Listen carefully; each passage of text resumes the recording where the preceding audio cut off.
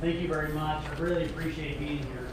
My name is Jeremy Taylor. I'm running for the 4th District, and I cannot tell you how excited I am to be here in Sioux County and to share what I believe is a vision for our 4th District to really take back the United States House of Representatives, which we have to absolutely do.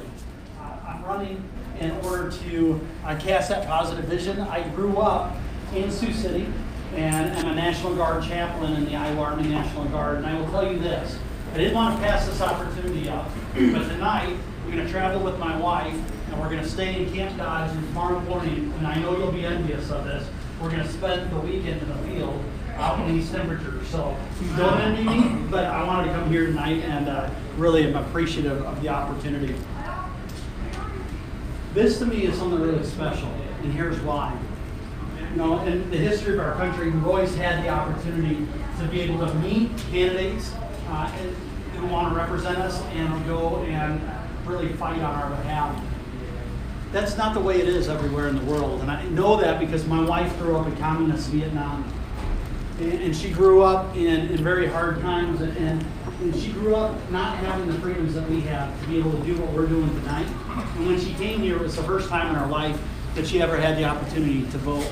It's something that I took for granted for many years, but it's something I think that we ought to cherish. I want to go from Sioux City and from the 4th District to Washington, D.C., and into that proverbial swamp to fight for our freedoms, our historic rights, and our values, and to leave to our kids that which we want to preserve for them and for our future generations.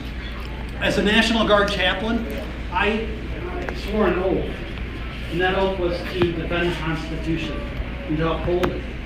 And that's something that I think in our government today is sadly being eroded from those who unmoor us from our historic rights, from our values. Just to give you a little bit of my background, and I wanted to put up some of these pictures just to get to know you a little better, as I was pleased to be able to get to know some of you. I started off about 10 years ago as a chaplain in the Army National Guard.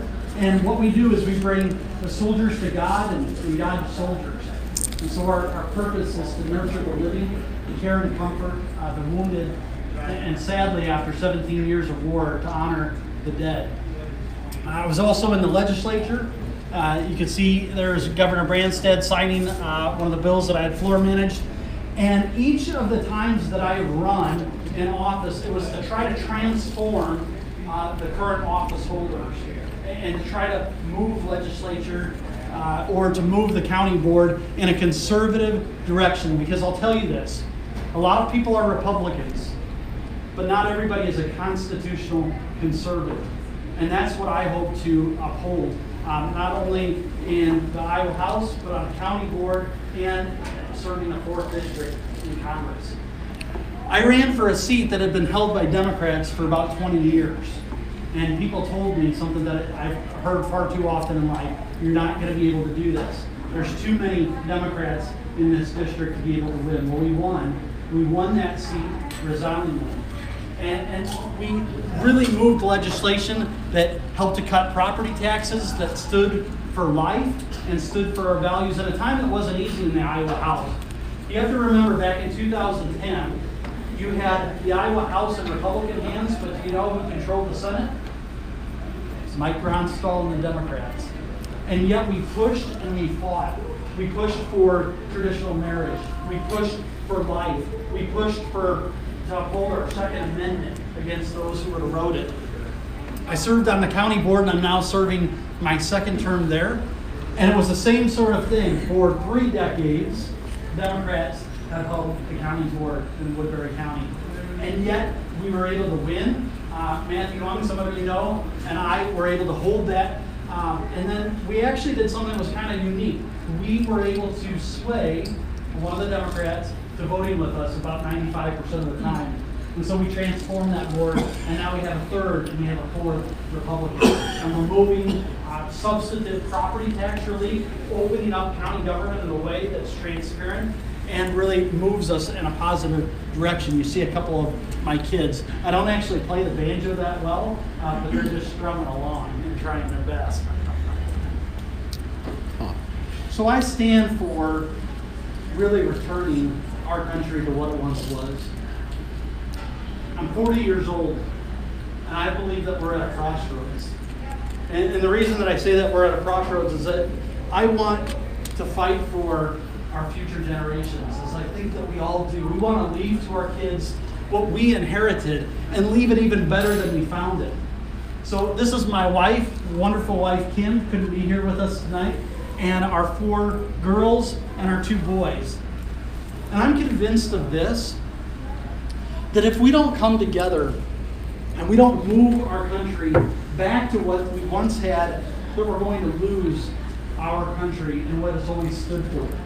I mean, if we let the House of Representatives be in the hands of Nancy Pelosi, Alexandria Ocasio-Cortez, and Ilhan Omar, we're going to have a country in about 10 years that we don't even recognize. And I believe that it's time that we stand in the gap and that we fight for our traditional rights and our values. And that's what I plan to go and plan to do. And here's what I'm worried about. If we don't start with the 4th District, if we lose this seat, I think that we won't take back the House of Representatives. I think this is one of the keys, is holding this seat. And unfortunately, during the last election, we came far too close to losing this seat. The Steve King won by 3% and barely won with a number and a margin that should be there for a Republican candidate in this district. I think we've also lost a seat at the table on our committee assignments on points that are critical, like judiciary and small business and agriculture. And so I believe we have to have someone who's going to win the seat. And I have a record of 5 bruising battles over the last 12 years in fighting and winning. And my other concern is this. It's not enough to have a Republican hold the seat. And I think Skylar probably knows exactly what I'm talking about here. It's not enough to simply have a Republican. Here's why. Republicans had control of the House of Representatives. Repeal and replace Obamacare? No. Cut spending substantively? No.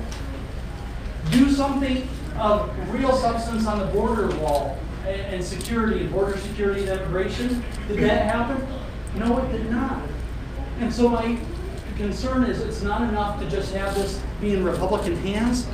We have to have someone who's going to be a constitutional conservative who can win with a track record. And I'm passionate about this because here's the deal. When Democrats say what they're going to do and follow through, the American people put them out of office. So what did they do? Obamacare, did a cap and trade, and they increased spending. And Americans banished them to the minority. But why do Republicans get banished out and into the political wilderness? Let me tell you why. It's because they promise and they campaign on things, and then when they get into majorities, they don't have the courage of their convictions to do exactly what it is that they promised that they were going to do. It's too important right now. I mean, if you look at the national debt that we have $22 trillion in debt. That's $60,000 for every man, woman, and child. And that's wrong. It's a generational theft that we're leaving to our children. I mean, if you look at the immigration issue, and this is something that is near and dear to my heart as a National Guard officer, what have we done with our border? We've sent young men and women overseas for the last 17 years for our safety and security, over to Afghanistan, over to Syria. And yet somehow it's copacetic to have someone fly potentially from Saudi Arabia to Guatemala and potentially just walk up our southern border. That makes no sense anywhere in the world. Twice now, before this last time, we've actually deployed our National Guard to the border. In 2006, we deployed our National Guard at a cost of $1.2 billion. And do you know how much they seized in terms of illegal drugs coming across the border? Over 300,000 pounds. President Obama in 2010 also deployed the National Guard. And for the life of me, I don't get how that's a moral thing to do, but somehow it's immoral to erect a wall and to have actual security in the Rio Grande Valley to stop human trafficking, to stop the flow of illegal drugs, to stop those who would come into our country. We have to take back our country and its borders. And I'm somebody who's going to fight for that because I want to champion legal immigration. And that's near and dear to my heart. And it's near and dear to some of our hearts because we've had to walk through it. My wife, as I've maybe alluded to, and I'll show you here, she's from Vietnam.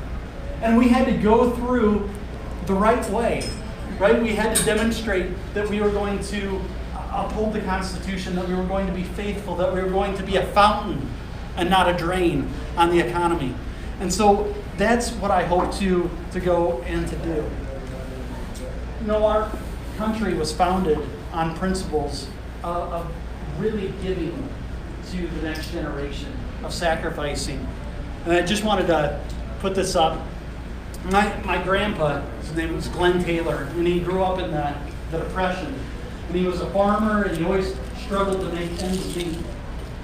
And he always wanted to write a novel. That was his goal in life.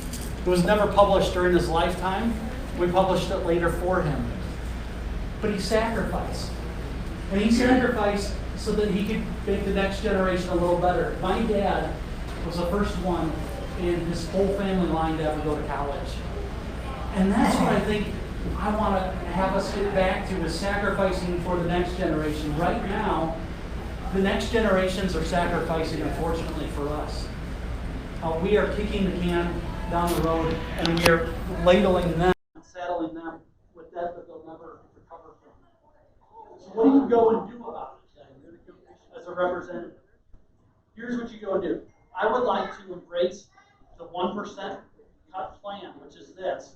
We reduce our $4 trillion budget every year by 1% until we balance the budget. We take out that $40-some billion every single year. And do you know what's going to happen when you do that?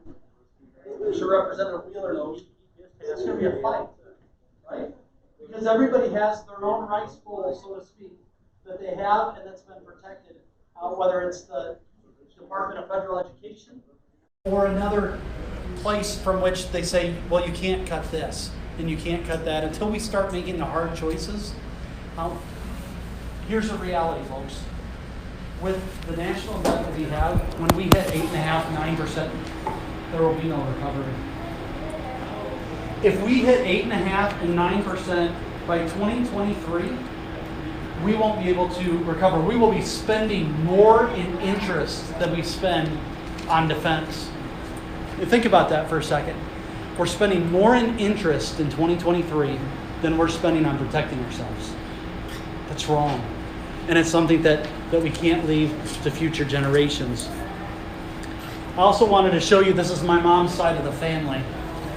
This is my uncle, Henry Viscardi, came from Italy.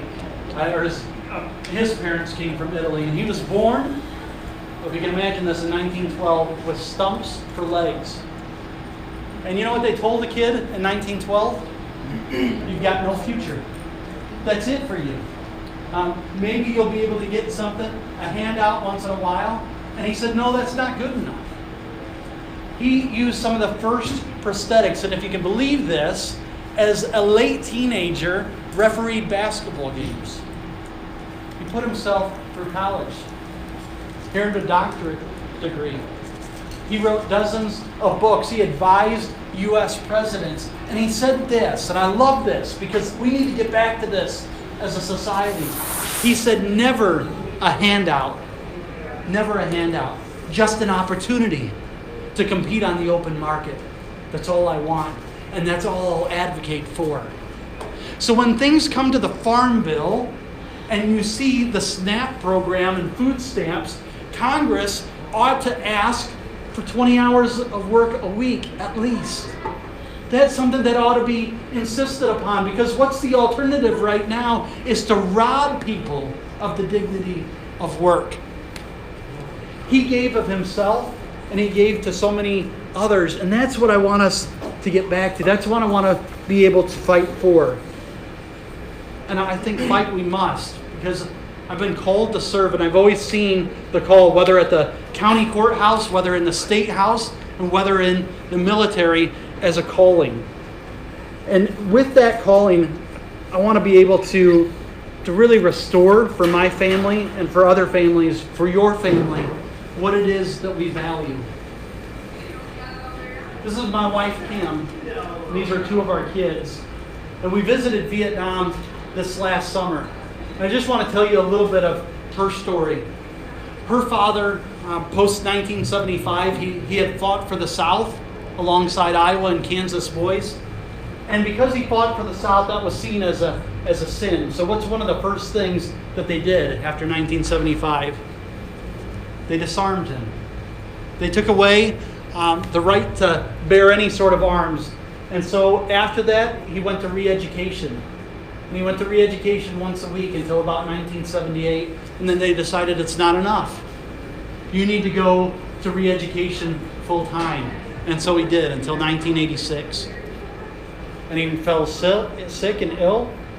And they let the family know, if you don't get medicine, he'll die. They came that night, and by the time that they had reached him, he had died. He had passed away. This is where he's buried today. And we were visiting his grave. What troubles me today is this. My wife grew up in a country that didn't have religious freedom. My wife grew up not being able to worship freely without being watched. My wife grew up not having the opportunities, having a black mark by her name because of who her family was. She didn't have the opportunities and the freedoms to do things like voting and moving and going to where she wanted. The things that we take so for granted, right? And yet there are people right now who are leading the United States Congress who want to return to socialism, to the very life that she left, and transform our society into something that we won't recognize. So if you talk about socialized medicine and Medicare for all, that is where we are headed. I mean, if you can't afford right now Obamacare, the Unaffordable Care Act, what makes you think that we're going to afford Medicare for all? Because let me tell you something. There's no such thing as a free lunch. And so it is. Instead of competing on the open market across state lines and having health savings accounts, no. This is the direction that they want to take us in. I told you we have a $22 trillion debt. How much do they want to add to it with the new green disaster? $7.2 trillion. And not only will that add to such a debt that will never recover, even if we're on the same trajectory right now, it will radically transform the way of life for animal agriculture, the end of the internal combustion engine, the end of the airline industry for all intents and purposes, and the end of what we've known all along, the erosion of our freedoms. That's what I want to go, and it's going to take somebody who's going to fight. I think you could do so on the issues. I think you do so and I plan to do so in a winsome manner. But at the same time, it's going to be a fight. Because we know that the left, they never go easily in these policy decisions. And so that's what I'm hoping to do. I wanted to show you, this is my daughter and her great-grandma. But here are my top priorities. And so these are the commitments that I make to you. To go and balance the budget, to cut taxes and spending, to secure the border now. Not 5 years from now, not 20 years from now, not as a trade to be able to say, well, we'll compromise with comprehensive immigration reform that takes away from the rule of law. No, we have to secure a border now and defend the unborn. Reignite our ag economy, support renewable fuels, restore the rule of law, bring free market healthcare solutions, limit federal overreach, reform the VA to honor our veterans, and to hold Congress accountable for performance. Let me just say a couple of things, if I can, about defending the unborn. This is something I'm very, very passionate about. Because in my own family, I have 5 nieces and nephews that are adopted. And I look at every single one of them and I think, what might have otherwise been? And I want to just go back to 2010. Republicans are in the majority in the House. Democrats are in control of the Senate. We had a Health and Human Services budget. And leadership said, we need the votes. And I stood up in my caucus and I said, you will not have mine. I will not vote for this because there's taxpayer funding for abortion. And we heard the arguments from without that, well, it's only 6 a year that would probably qualify for this Medicaid funding. And I said, since when about life do we say only? Only 6? If there's only 1, then here I stand. I can do no other. I was driving home from my National Guard drill. It's probably 8 or 9 months ago. And I pulled up to some scene that you never want to see, and it was a whole line of cars. And you saw the flashing lights down in the distance. Unfortunately, a young lady named Destiny, 20 years old, had crossed over onto Highway 20 and was hit by a semi. And her car was it was a horrible accident. And I got out as a chaplain and I moved up to where I knew I needed to be. And this is what was so moving to me about that. For a moment in a space of time, everything stood still. You had people from other counties that had come in. I saw our Woodbury County Emergency Services. I saw someone flying from Sioux City from our hospital. I saw volunteer EMTs that were pumping her lungs in order to have her breathe again. Everybody stood in the gap. Why? For only one. And so why is it that as a society that we will cherish and value one life, but when it comes to the issue of abortion, it is seen so cheaply in Virginia and seen so cheaply in New York?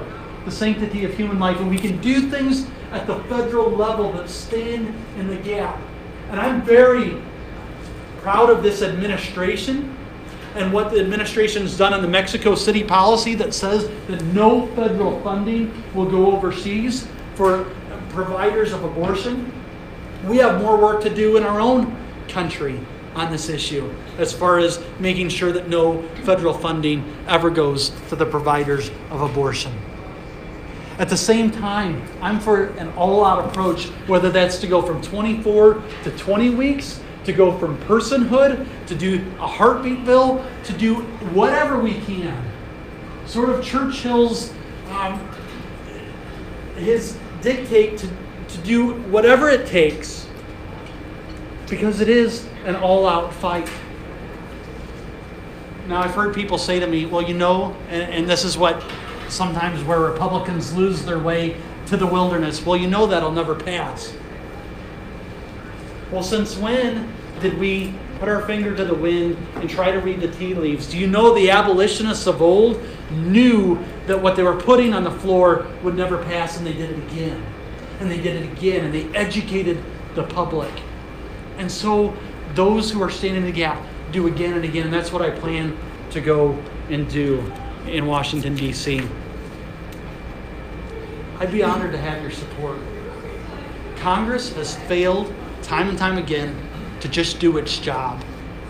Do you agree with that? Time and again, they've ceded to the executive branch that which is the strongest branch they should take and do themselves. Things that you do in your families, like set a budget, like stand for life, like secure our interests, secure our border, and make sure that people only come legally. Even on the issue of our gun rights and the Second Amendment, what happened recently with bump stocks, that is Congress ceding its authority to the executive branch and not standing. And let me tell you this, when Congress can't pass a budget and we go through a shutdown, who do you think is insured to be paid during those shutdowns? Not the Coast Guard. Who gets paid? $198,000. Congress. That ought to not happen. That ought to stop. I've been somebody at the county level, I've never accepted a raise, but I can tell you this, if I'm not doing my job, I'll not get paid. And that's exactly, no member of Congress should be able to collect $1 if they can't do their jobs. That's what we sent them there to do. That's what I'd like to go and stand in the gap on your behalf and on the behalf of your family and do. And so I really appreciate the opportunity to visit with you tonight. I'd love to take any questions that you may have, get to know you a little better. I've got some information on the tables and petition going around. If you're kind enough to help me get on the ballot, I'd appreciate it. But want to see if you have any questions of me as a candidate in the 4th District. Yes, sir, Ted. Explain to us why you consider yourself a constitutional conservative. Absolutely. Because I believe that every decision that we make, we have to look at what the Constitution allows Congress to make and adhere to what our founding fathers set forth as a principle. So, for example, people often say, well, what are you going to do as a congressman on education? Well, the fact of the matter is, if you're a 10th Amendment constitutional conservative, you know that those issues are best left to whom? To the states, to people like Representative Wheeler and others. And in fact, even better than being left to the states, they're best left to the local level. And even better, they're best left to families and to their decisions around their kitchen tables and what they think is in the best interest. So I believe in checks and balances. I believe that, look, this last situation, the situation we're in right now on immigration, is not the way it ought to be. In fact, this is a perfect example for those of us who engage in either homeschooling or supplement public school to teach our kids this is the way it ought not happen, what's going on right now. I support the president, and I support the president in making sure that our border is secure. With that said, why are we at the place where we're at right now? To have an emergency declaration that's going to wind up in court? Simply put, Congress failed to do its job. If Congress had done its job, we wouldn't be where we're at right now. In fact, I would go one step further. If Republicans had done their job when they were in the majority and didn't offer $1.6 billion when $5.7 billion was needed, that's the sort of thing that I think has been ceded far too often. Congress is supposed to be the strongest branch. Why? Because we're representatives of you, the people. In fact, you're the ones that hold us so accountable as to be able to kick us out every 2 years or reelect us because we're doing what you say you want ultimately done in this republic. Yes? Congressman King is a beloved legislator and a tolerated spokesperson. That is to say, he has been referred to as the single most conservative person in Congress, and that's basically why he represents this district. With that having been said, his track record with being able to go completely under the radar with things that he says isn't necessarily perfect. And basically, if we're going to replace him, what we want is someone who is going to enact more or less the same legislation that he would, have the same legislative philosophy, and would also be a perfect spokesperson on top of that. Are you as conservative as these King? I trust that you're a really good spokesperson. I'm mainly asking about legislation. Yeah, I believe I am. I believe I'm. You know, this is the interesting thing about this race, and I'll just be upfront about it. Positionally, on the majority of the positions, you're not going to find a lot of daylight as far as being a constitutional conservative. There may be some issues on defense that I might differ a little bit, but I think for the what's that? Right. But I think almost every position you're gonna find us running very closely aligned. The problem, I think, is that there's only so much political capital. And what I mean by that is when we go and we fight for the things that are going to actually move our district in the right direction and our country in the right direction, whether that's on border security and immigration or on fighting for the unborn. I think that we misspend sometimes that political capital when it doesn't have to do with the issues facing our country or with the district.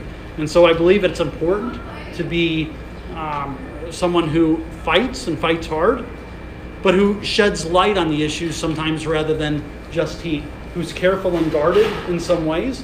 And I think that that's an important thing. So I am as conservative, and I believe that I want to also be more effective. And so that's where I'm concerned about not being able to hold the seat, but wanting to not just cede it to somebody that may be an establishment Republican who's not going to go and fight. Since you mentioned the military, can you go a little more detail on that, where you would differ from CP? Yeah, so I'm concerned after 17 years of war, what the end game is long term, and what our strategy is going to be going forward. And I think that if you look at what's happened historically, is that this is another thing that Congress must do. Congress must declare war, right? That's something that's very clear. And what you've had instead for the last 30 to 40 years is you've had the basic fiat of the executive that a state of war already exists. And so when that happens time and time again, I think it does, and I heard one of the other challengers in the race say, well, you just have to trust those on the ground to make those decisions. That's not the way that Congress is supposed to work. Congress is supposed to declare war, respect the decisions of those on the ground, certainly. But in continuation, 65% of those in Congress right now weren't there 17 years ago.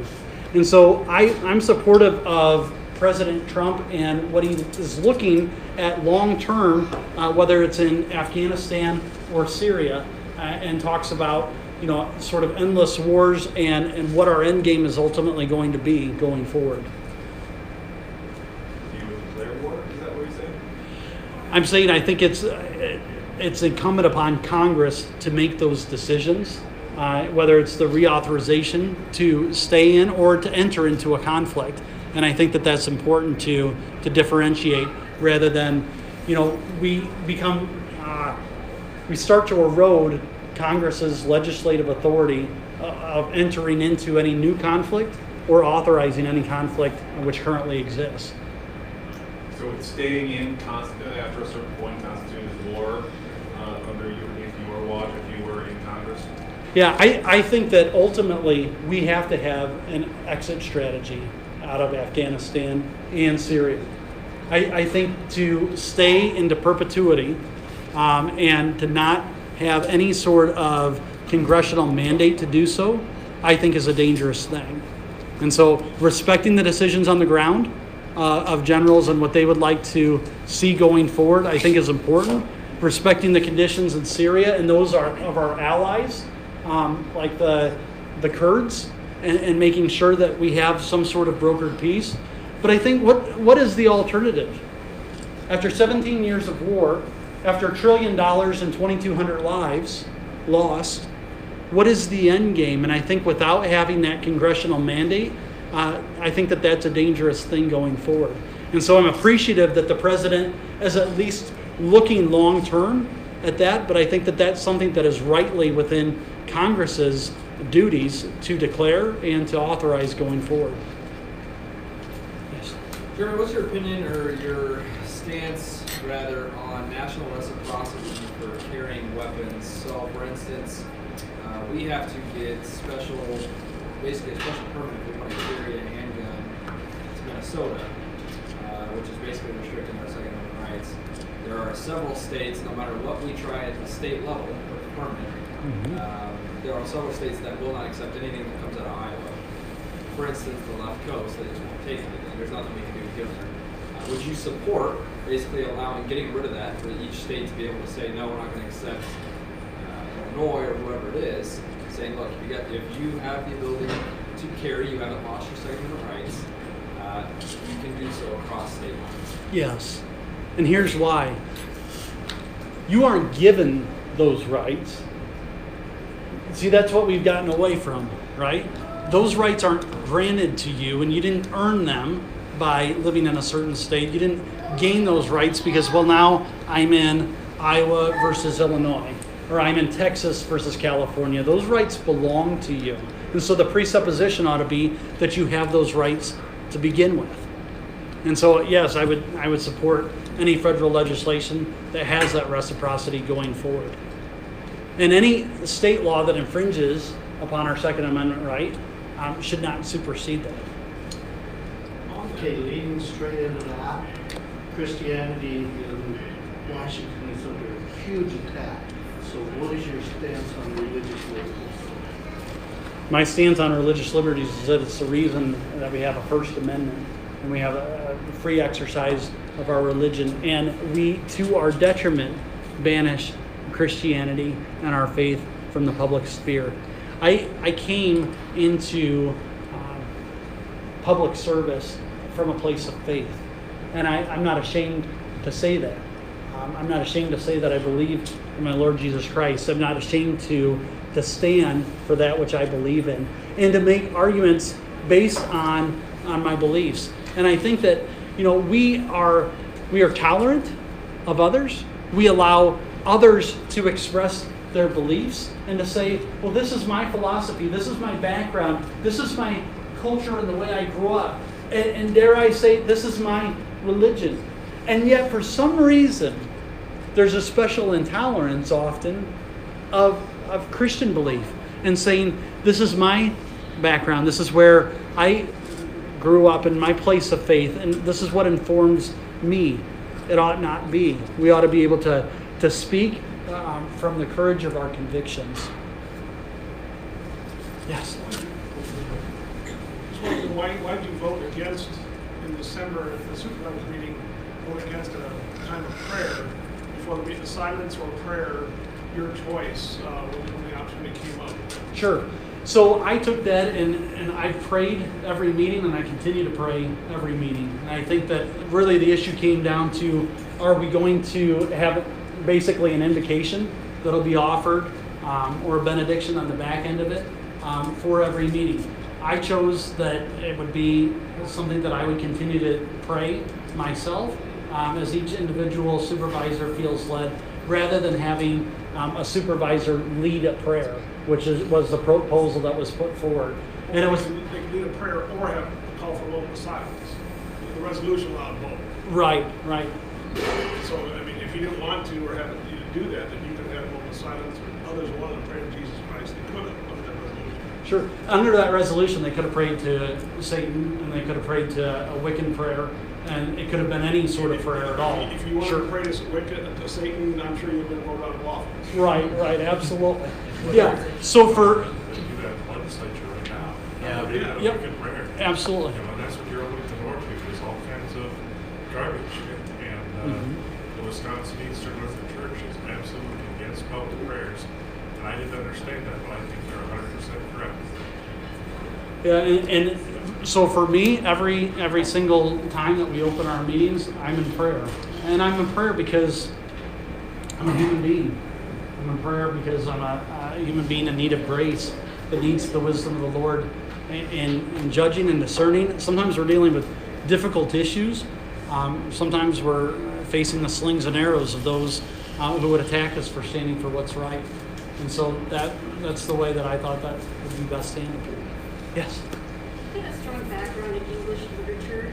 Would you use that to flesh out your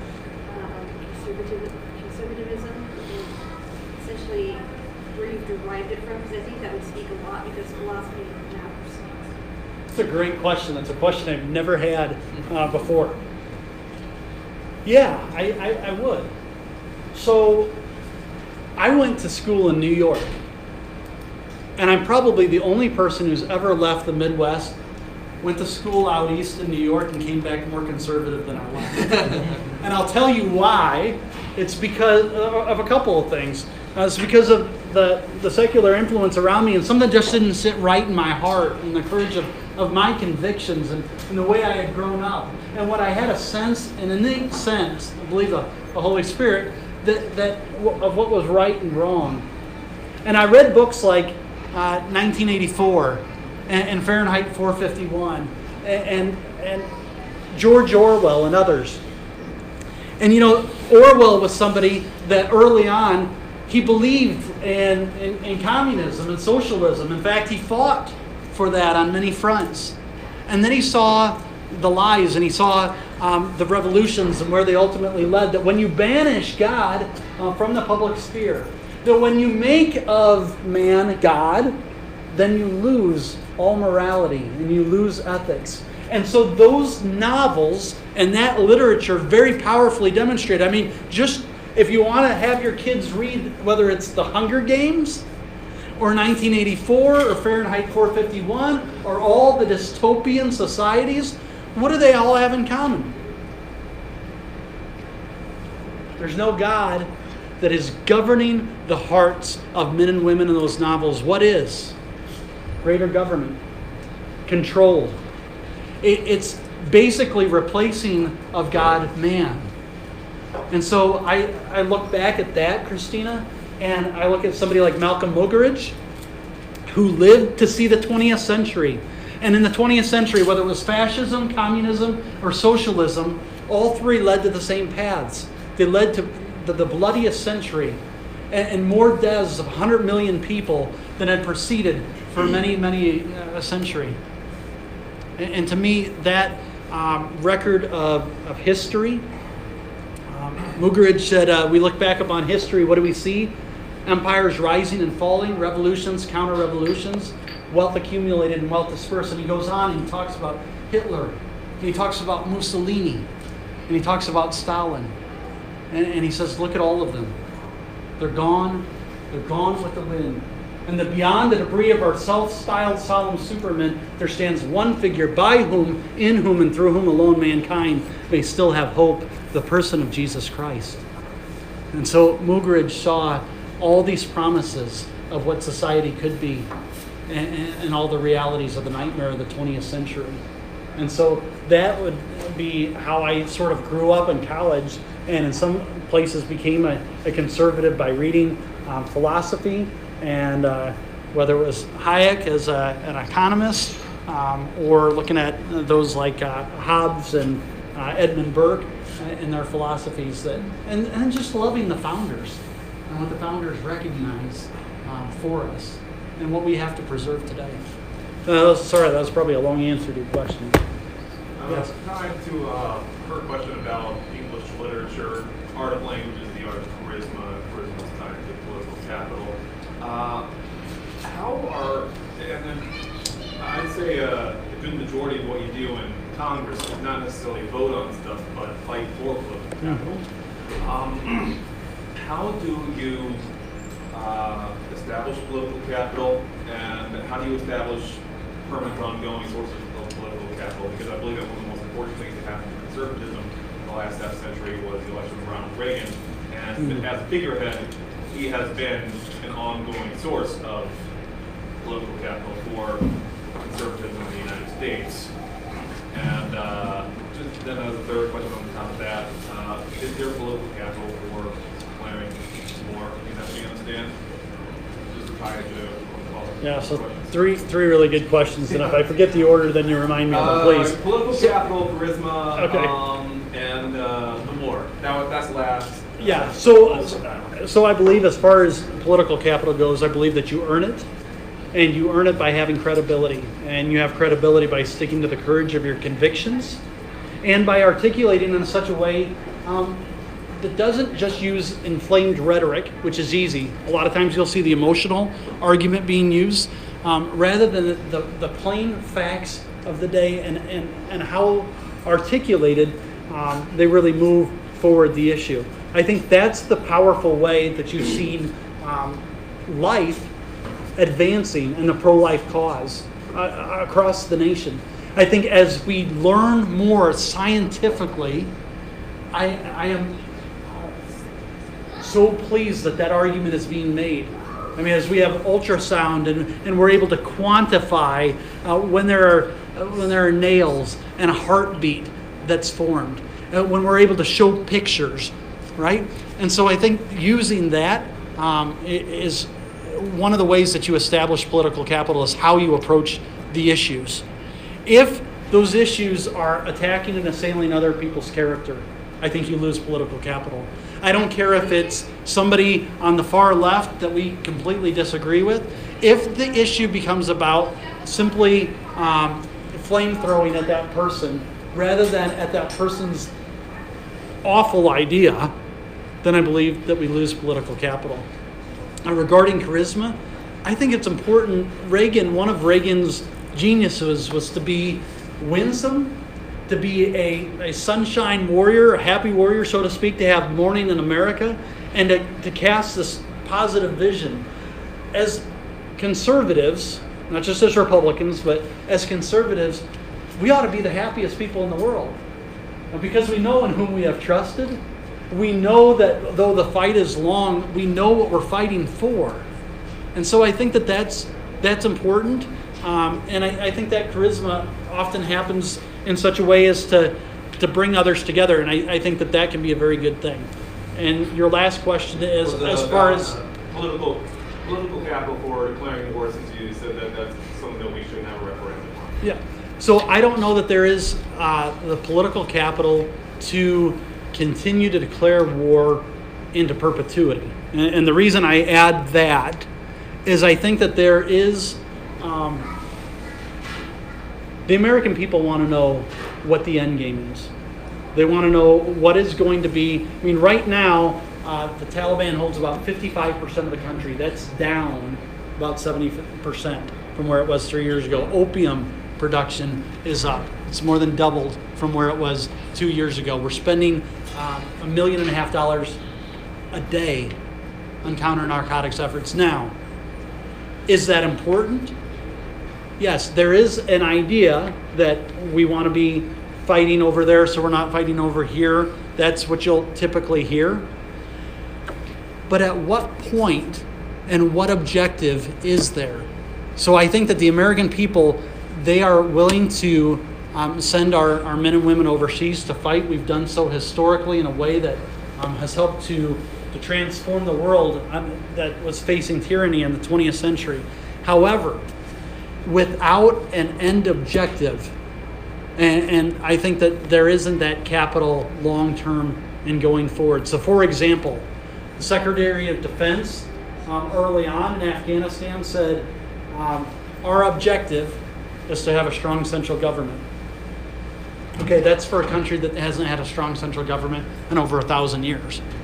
So if that's our one key, when will that be achieved and by what metrics? So I guess my long answer, to make it a shorter one, is I think that there is capital to wrapping up a stable contingency planned status over in Afghanistan and in Syria. But I do not believe that if the American people are asked, are you for continuing war for the next 5 and 10 years and expanding that not only in Syria but also in Yemen, I don't believe that that's there right now. And if it is, then Congress ought to stand on the floor and say, we're going to vote on it. That's what Congress is supposed to do. So that would be my answer on the political mandate there. Yes. In all the discussions of illegal immigration, is there any room for a conversation on easing legal immigration in countries that aren't necessarily border countries? Yeah, I think it's a great question. As somebody who has a naturalized citizen and who's gone through the process, let me tell you something that really pangs my heart. You don't have to tell me. Well, yeah, you know, right? And here it is. My wife and I, we met in church in Vietnam. I love my wife. I wish she could be here tonight. But we met in church. We shared a common belief in the Lord Jesus, and we raised our life around that. Once I came here, it took about 6 to 9 months for her to be able to come. I'm fine with that. In fact, I welcome a system like that. She had to demonstrate that she didn't have communicable diseases that were going to put the American people at risk. She had to demonstrate that there was a fidelity to the Constitution. We had to pay $600-700. We had to go through all of these different hoops, and we should. But when we then, in turn, look to sponsor someone who wants to come legally, her brother, for example, here's what USCIS told us. Okay, so after we paid several $100s, and we didn't get a receipt. You used to get a receipt number. They said, well, we don't do that anymore. Yeah, well, for that amount of money, you should at least get a number, right? They said check back in 7 to 10 years. Check back. Okay? We are willing to live by that system. We're willing to check back in a decade. He would come here and he would work. He would demonstrate that he has a certain amount of money so that he doesn't go on to welfare and become a drain rather than a fountain. And yet, 7 to 10 years will check back. So I do believe that legal immigration, that I believe that we do have areas of our economy that could use legal immigration. But here's what I think is so disheartening for me. For all of the talk of compassion in the immigration issue, you have to recognize that you have millions and millions and millions of people who are standing in line, who want to do it the right way, who are like Henry Viscardi's parents. He had an Italian barber for a parent. And what about them? Where is the compassion when we say, no, you continue to wait in line, and yet we allow people to circumvent the rule of law? So, yes, I believe that there should be, but it should be like the Army. And here's what I mean by this. You know, when the Army is looking for an MOS to fill a military occupation specialty, they don't say, well, what would you like to do? What would be your dream job? And then you say, well, I'd like to be a truck mechanic. And they say, well, we're going to make a truck mechanic position for you. That's not the way this works. We call it the needs of the Army. What are the needs there?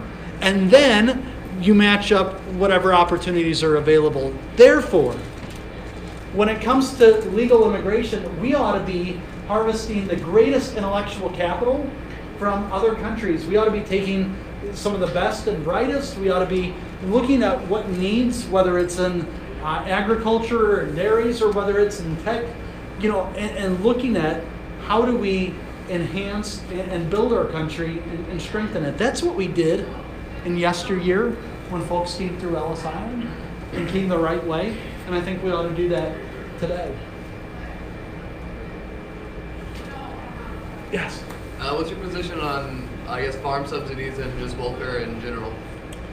So going back to welfare, one of the reasons that I believe it's important, and I do believe it is, to sit on committees. And if you served in those public offices, you know that there's a criticality to being able to be on those positions. When it came to the Farm Bill and at the conference committee, one of the things that was rejected by Democrats that I think was so disheartening was the 20-hour week work provision. And I think you have something, Skylar, right now in the State House that Jason Senate. Schultz, or the Senate? Yeah, we don't do anything in the House. Okay, so in the Senate, you have right now something similar, and I think it makes all the sense in the world. Here's why. It says for the SNAP program, or we know it as food stamps, I think as a people, as Iowans, we have no trouble, generally speaking, with folks who have fallen on hard times through no fault of their own, right? But if there's going to be assistance, it ought to be temporary, it ought to be finite, and it ought to be something that can actually be demonstrable, that it is through no other means, that you're not able to work. What the 20-hour-a-week work provision did, and I thought it was very sensible, is it said you're not the primary caregiver, you are not disabled, you are able to actually work, but if you don't work or intern for at least 20 hours, you will not receive. I think that there's Paul said something along those lines, if those who do not work, neither shall they eat. And so I think that that's important. The other thing I think that it does is it incentivizes people. If I can go to work and I can have the dignity of work and I can earn a living for myself, I'm much more likely to not want to do that in the future. How many people have seen Cinderella Man? Do you remember he took money from the dole, so to speak, during the Depression? So did my grandfather, Glenn, that I talked to you about. But he paid it back. And that's what we really need to get back to. We do not need to inculcate a culture of those who would just take because that's easy. And then I worry about people that are your age and my age and young families that are the ones that are really struggling but won't take, right? Because we're just above that level. And so I believe just from a sense of fairness that's important. Regarding farm subsidies, I think that we need to have things like crop insurance are important. I think that there is a limited role for things like biofuels and an energy portfolio and policy. But I think that ultimately, when it comes to subsidies across the board, that we need to be careful that there's some fairness across the board, and that we don't overly get into areas that the government should be doing. So that would be my position generally on subsidies. I know you need to get going. No, that's okay. Thanks. Just one last question, and I've got a lot of them, but just listening, do you think we'll ever get back to the enumerated powers, or are there too many sacred cows out there with subsidies and healthcare and education, or is that like something that's not even in Congress's? I don't think it is right now. I don't think it is right now. Is But that- this is the importance, and Tammy, I think you hit upon it. It's not enough to just put a Republican in office. You have to have somebody who understands the enumerated powers, and has to understand that one of the reasons that we're in a $22 trillion national debt is that the federal government has gotten into all sorts of things. I mean, if you look at the Department of Education under George Bush, We've got too many Americans that like that. that's true. But here's where I think we need to make the argument. We have to demonstrate, and this goes back to, I'm sorry, I don't know your name. John Hoyer. John? John Hoyer. Okay, so this goes back to John's, I think, argument about, or a question anyway, about not only about charisma, but also about making the argument, making it a winsome way. Are we willing to trade education and some of those, it's only about 10% of all local education budgets coming from the federal government. Are we willing to trade that to the demise of our future generations? It's an irony, isn't it? That at the same time as we say, well, we need this, at the same time, who is that ultimately hurting, and what is the bill and the effect to future generations? And I think without that, we have to make that argument, we have to make that fight, we have to demonstrate for people, because things like the national debt, we don't talk about it every day. It's not tangible, right? But it's something that is going to affect us. And if we don't do something about it, and I mean now, not 5 years from now or not 10 years from now, then I'm fearful that we'll never be able to do something. So that's where I want to go and really stand in the gap on that issue. I know it's not an easy one, but I've never just responded to, well, get into this because it's easy. Because I'll tell you this. Running in the 4th district against a current incumbent, I heard from the other challenger, he'd already raised $200,000, so I should stay out of the race. You know what? I've never taken things because they came easy. I've taken them because they were the right thing to do, because I felt a calling to do them. And that's really why I'm in this race, and that's why I want to go and do all that I can. Yeah. So will you maybe at least get rid of the Ninth Circuit courts, because Congress is the one that can get rid of courts? Yeah. Can you lobby for that? Can you start the conversation in Congress? Would Yeah. you be willing to do that? Because the Ab- judicial activism is killing our culture. Absolutely. We need to have, and that, your point goes back to exactly one of the symptoms of the problem, right?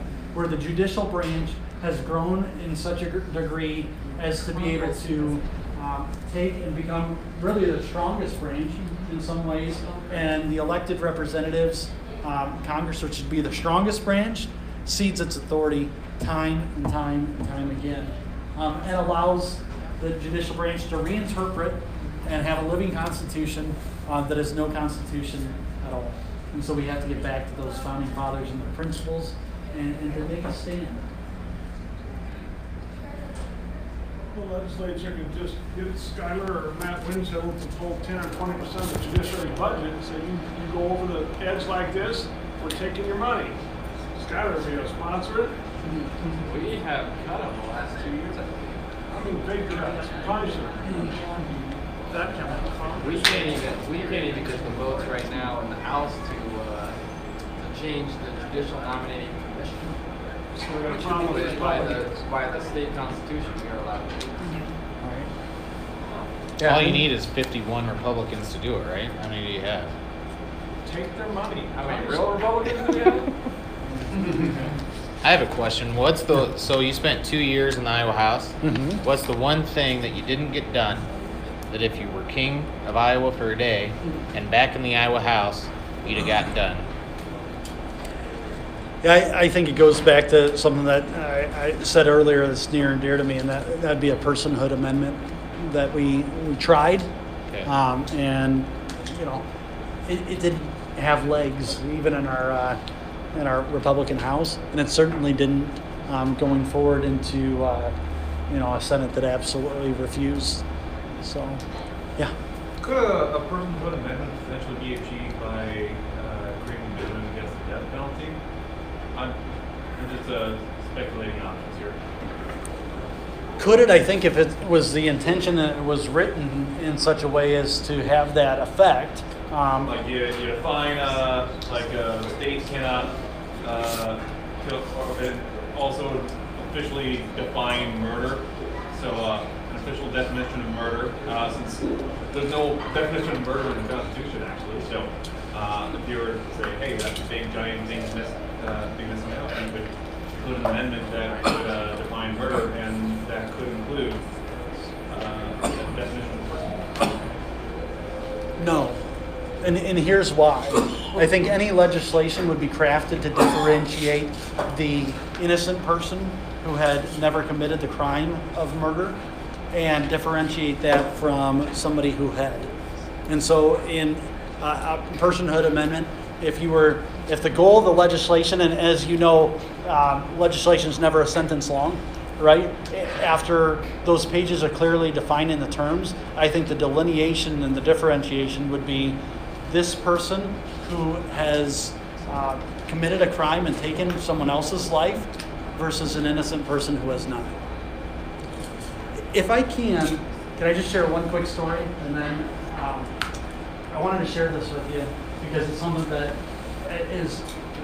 really inspired me. I was able to go with 20 selected Army National Guard and Air National Guard chaplains. And while we were in Washington, D.C. at the Pentagon, we heard about Chaplain Emil Capon. And Chaplain Capon fought, chaplains really don't fight. They go and they serve alongside soldiers, but he was in the Korean War. And while he was there, this was 1951, he was captured, he and his men.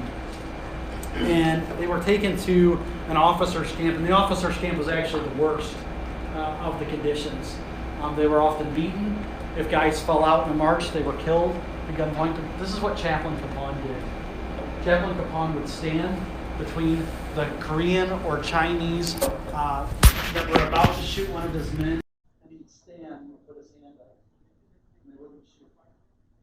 Chaplain Capon would go out in the night and he'd steal food, and he'd bring it back to his men. He'd nurse them back to health. And when some had given up the will to live, he would look them in the eyes and he would say, "Not tonight.